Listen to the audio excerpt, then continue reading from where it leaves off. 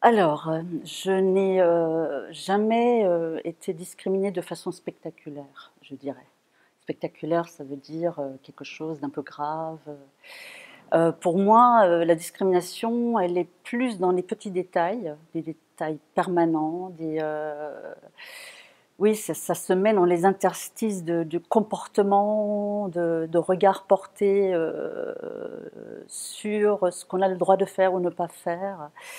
Et en fait, je dirais que tout au début, quand j'étais jeune artiste, je crois qu'il y a une lecture qui m'a assez marquée, qui s'appelait, un livre qui s'appelait Die Töchter Egalias. Je suis allemande, donc je traduis Les filles d'Egalia.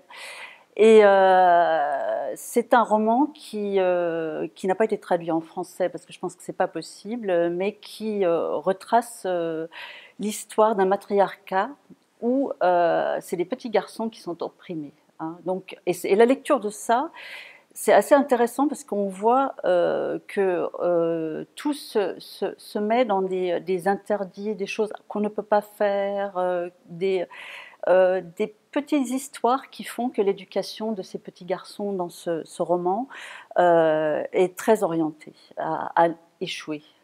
Et donc, et ce qui est intéressant dans le roman, c'est que c'est aussi le langage qui est transformé. Ça veut dire que tout le langage est féminisé. Donc en allemand, c'est très facile. Je pense qu'en français, on ne pourrait pas le traduire. D'ailleurs, je pense que c'est pour ça que ça n'a pas été traduit. En allemand, par exemple, on dit on. Euh, Quand on dit man. Donc man, ça veut dire homme. Et donc, imaginez un roman où le roman en entier, c'est Frau fait ceci.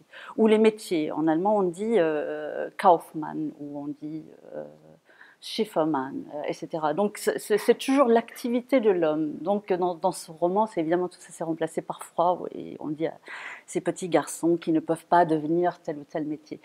Et c'est vrai qu'au sortir de cette lecture, là j'étais jeune artiste, on ne pouvait plus me parler. Hein. Je voyais effectivement la discrimination dans le moindre mot et j'étais devenue un peu insupportable. Et puis petit à petit, bon, ça s'est un peu tassé. Et je trouvais que je n'étais pas particulièrement discriminée en tant que femme. Je trouvais que c'était difficile d'être artiste, comme l'a dit l'artiste précédent aussi pour les hommes et que voilà, c'est une sorte de, un peu une bataille qu'on mène, mais néanmoins, je ne me sentais pas particulièrement discriminée. Bon, je faisais des expositions, j'avais une galerie, enfin voilà, ça, j'avais pas l'impression que les choses étaient difficiles, ou extrêmement difficiles, je veux dire. Euh, et c'est à ce moment-là que je suis partie aux États-Unis, je suis partie 1 an. Et c'est une période, c'est la période du politically correct, des 50% de femmes dans les galeries, post-guerrilla girls, enfin c'est un pays totalement différent de la France. Et là, c'était absolument fabuleux pour moi de vivre 1 an là-bas en étant traitée euh, comme un humain, comme une personne, et non plus comme une femme. Et du coup, de pouvoir réellement devenir un esprit et non pas un corps, par exemple. Ce qui était vraiment le cas en France, il y avait quand même le lien toujours très fort entre donc la femme esprit et la femme corps. Et le corps, la femme corps était niait souvent la femme esprit, enfin elle était niée par les hommes comme femme esprit. Et donc au retour, par contre, des États-Unis, ça a été très difficile parce que de nouveau, comme la première histoire que j'ai racontée, tout de suite, il me sont arrivés un tas de petits incidents. Je vais en raconter un. C'est un critique d'art dans un vernissage. Je suis en train de discuter, je parle comme ça voilà, de l'exposition. Je développe un argument. Et en plein milieu d'une phrase, il me dit: ah, elle est jolie votre chemise. Et il me regarde le décolleté. Voilà. Et ça a été un peu un choc parce qu'aux États-Unis, c'était totalement interdit. Pendant la période politically correct, on ne faisait plus du tout ça aux femmes.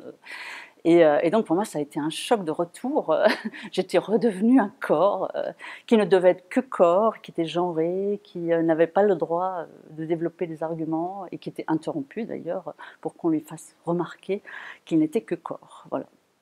Et donc voilà, puis par la suite, en France, ça a égrené comme ça un ensemble d'événements que je ne raconterai pas tous parce qu'ils sont un peu lamentables en général.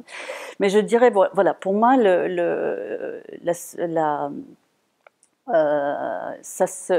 n'y a pas eu de grandes histoires, mais c'est cet ensemble de petites histoires qui est extrêmement fatigante en tant que femme, parce qu'on est toujours obligé de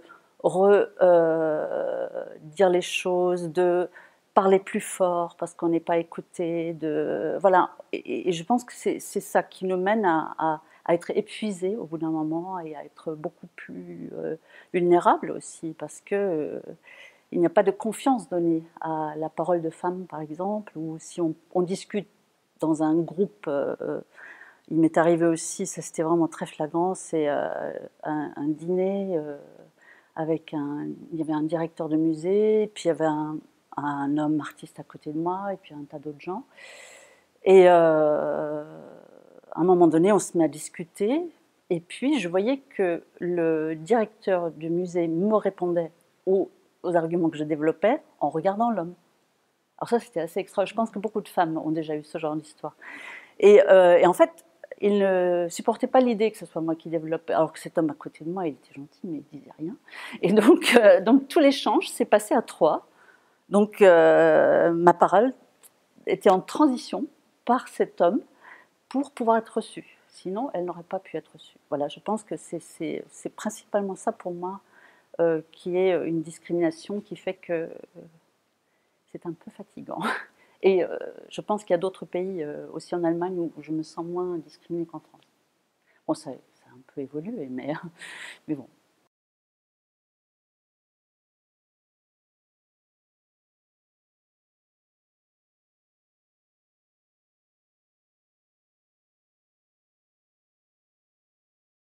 Je dirais oui. Et je dirais oui aux deux. C'est-à-dire, pour moi, premièrement, c'est exactement l'intersectionnalité qui m'intéresse en tant que position humaine, mais aussi en tant que travail artistique. Je dirais même que c'est au centre de mon travail artistique. Ça veut dire que d'une part, je peux travailler sur l'histoire des femmes et d'autre part, je peux travailler sur l'histoire des minorités. Et pour moi, il n'y a pas réellement de différence. C'est-à-dire, ce qui est au centre de ces questions-là, c'est la domination, c'est la violence, et c'est disons, cette jonction entre le politique et le féminisme qui pour moi, est intéressante. J'ai par exemple travaillé sur les femmes les plus recherchées aux États-Unis, puisqu'il y a eu la série que tout le monde connaît, d'Andy Warhol. Mais je me suis demandé, est-ce qu'il y a eu des femmes puisqu'il y avait un très grand nombre d'hommes. En tout, les Most Wanted, ça représente des personnes qui ont porté atteinte gravement à l'État et qui sont considérées dangereuses pour l'Amérique. Donc, c'est pas rien. Et donc, parce qu'il y a aussi les Wanted, qui sont juste des gens qui ont fait des petits crimes qu'on recherche. Mais là, vraiment, c'est les Most Wanted. Donc, il y a eu à peu près 500 hommes qui ont été sur cette liste sur 60 ans. Et en fait, je regardais donc sur le site du FBI, il n'y a eu que 8 femmes. Et alors, ces 8 femmes, toutes, quasiment toutes, c'est au départ des années 70. Ça veut dire que c'est vraiment au moment de la libération de la femme. Et donc les deux premières étaient des femmes plutôt affiliées à des crimes. Et puis par la suite, c'est Angela Davis. Et donc là, il y a effectivement un moment où on voit la jonction entre le fait d'être une femme qui veut se libérer, et le politique, et l'oppression aussi de race, puisque bon, là, dans ce cas, c'était Angela Davis qui a été vraiment recherchée activement. Et qui aussi faisait partie des Black Panthers. Donc par la suite, après ces deux premières femmes criminelles, il y a eu 5 femmes qui étaient des activistes, toutes dans les années 70, qui ont été sur cette liste. Et qui ont toutes développé d'une façon ou d'une autre. Il y avait 2 jeunes filles qui ont braqué des banques pour donner de l'argent aux Black Panthers. Enfin, et donc voilà, pour moi, cette jonction-là, je la fais directement dans cette histoire qui a été révélée par cette liste. Et puis là où ça devient intéressant, en fait, c'est la question de qu'est-ce que c'est devenu par la suite. Et puisque la dernière femme, c'est donc en 2007, ou 2006 je crois même, oui, eh bien c'est une chef de gang. Ça veut dire qu'il y a une forme d'assimilation de la femme à la société. Ce n'est pas une libération de la femme, pour moi en tout cas, mais c'est une assimilation à une société violente où des minorités pauvres sont amenées à devenir chefs de gang. Donc la femme est donc peut-être rentrée dans la société des hommes de façon assez négative, en fait. Et où actuellement je travaille aussi sur l'occupation d'Alcatraz, fait par les Américains natifs, donc les Indiens américains, qui ont occupé Alcatraz pendant 1 an. Et d'ailleurs, je vous ai amené un petit extrait d'un texte qu'ils ont fait en déclaration que j'avais envie de partager, parce que pour moi, ça montre bien la jonction entre ces deux, entre le féminisme et un texte comme celui-ci. Donc ils ont fait une déclaration lors de l'occupation d'Alcatraz en 1968 pour réclamer cette île qui de toute façon leur appartenait puisqu'ils étaient natifs. Mais ils la réclamaient comme une propriété. Et donc il y a quelques phrases, moi je ne vais pas vous lire tout le texte parce qu'il est assez long, mais il y a une phrase un peu moqueur qui dit « Nous allons continuer à guider les habitants vers la bonne façon de vivre. Nous allons leur offrir notre religion, notre éducation, nos façons de vivre afin de les aider à atteindre notre niveau de civilisation et élever ainsi tous les frères blancs et les extirper de leur état sauvage et malheureux. Nous offrons ce traité de bonne foi et voulons être justes et honorables dans nos relations avec tous les hommes blancs. » Voilà. Elle m'amuse beaucoup. Et donc, pour moi, cette déclaration, elle aurait pu aussi faite par des femmes, par une communauté de femmes. Hein, c'est-à-dire se moquer comme ça de la volonté de domination de l'homme blanc. Et donc, voilà, c'est cette intersectionnalité féminisme et politique qui m'intéresse.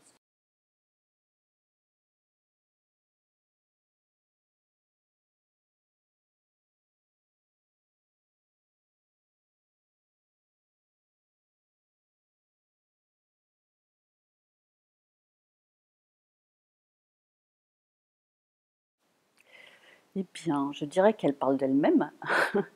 Il n'y a pas tellement de choses à ajouter. Peut-être dire que dans entre les années 80 et les années 2000, c'était peut-être 10% de collections dans les FRAC FNAC, donc c'était encore beaucoup moins. Donc c'est vrai que je parlais tout à l'heure des États-Unis et des pourcentages et de cette époque aux États-Unis, je crois que ce n'est plus le cas d'ailleurs, où les 50% de femmes dans les centres d'art étaient obligatoires. Et ce qui est assez intéressant de noter, c'est à partir du moment où c'est obligatoire, les femmes deviennent très vite excellentes. On dit au début, ah bon, on va peut-être exposer des œuvres qui ne sont pas très bonnes. Mais en fait, à partir du moment où on fait confiance à des gens et qu'on leur donne la possibilité financière et artistique de développer leur travail, ils le développent. Donc la question effectivement des pourcentages est une question assez cruciale dans le rapport de la femme à la société. Je sais que beaucoup de femmes ne voudraient pas qu'il y ait des pourcentages parce que ça jetterait une ombre sur leur propre succès. C'est-à-dire une femme qui est la femme unique qui aurait réussi, elle aurait réussi par ses points.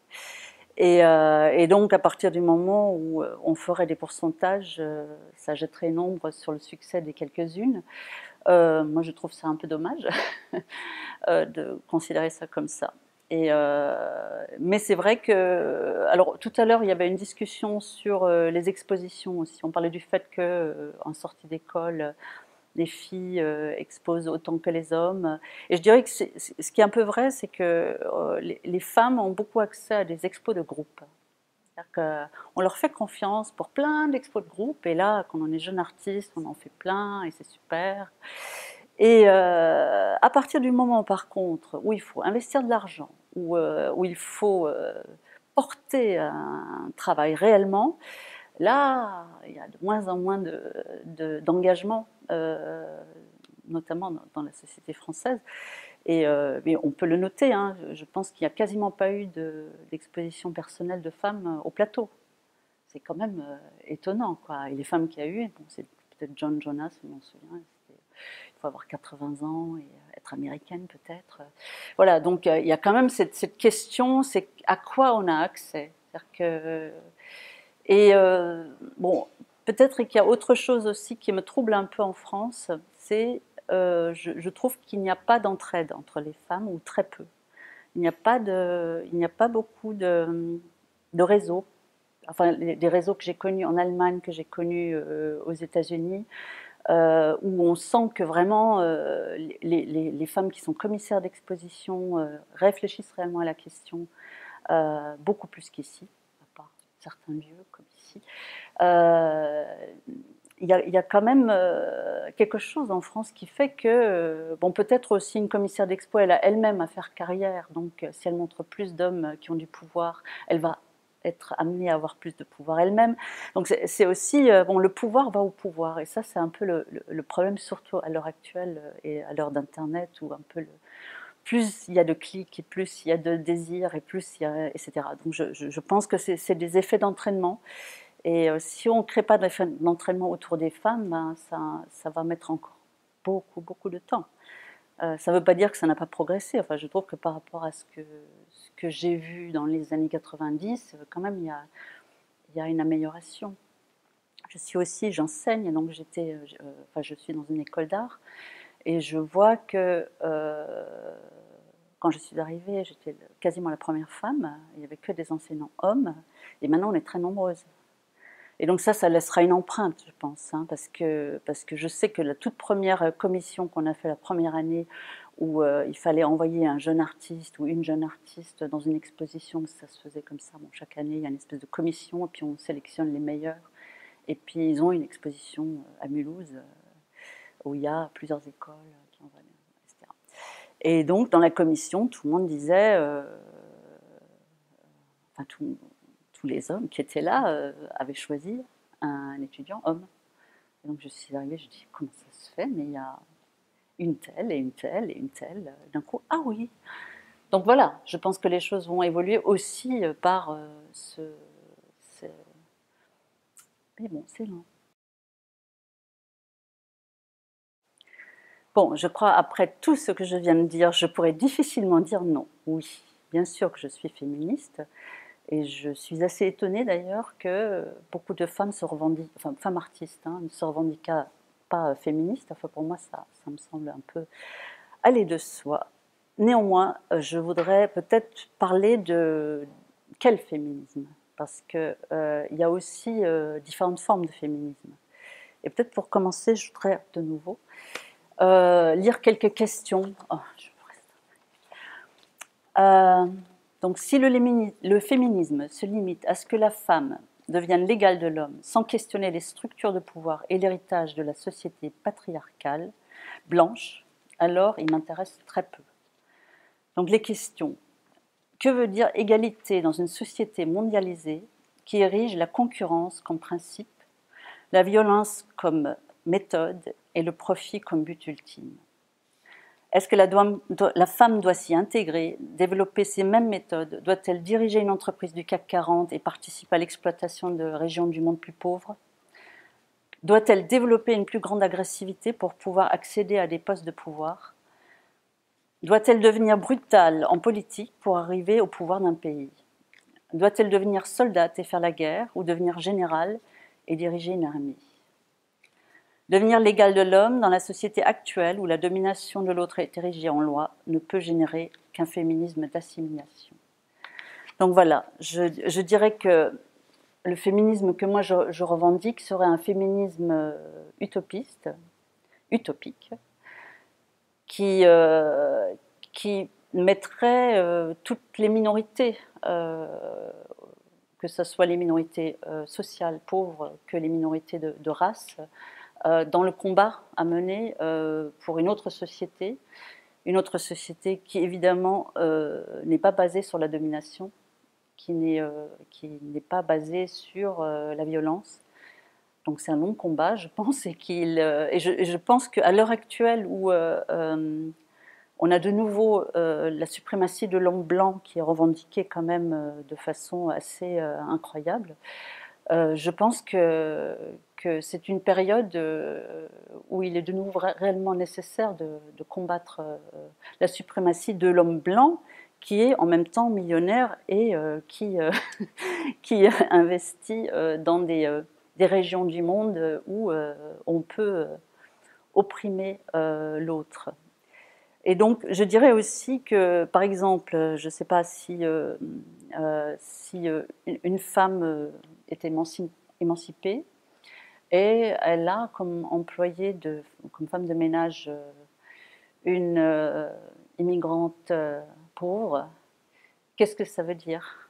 Est-ce que on peut être émancipé et ne pas penser à l'émancipation des autres, de tous, et de l'émancipation des pauvres? Et donc, pour moi, ces questions sont étroitement liées et je pense que tant qu'on n'aura pas enlevé la violence qu'on inflige à l'autre, on aura du mal à, à faire disparaître la violence faite aux femmes. Je pense qu'elle est liée. C'est une violence tout court qui laisse une société ou un monde où la domination est le mot d'ordre comme forme de société. Donc voilà, c'est ce combat-là qui me semble important.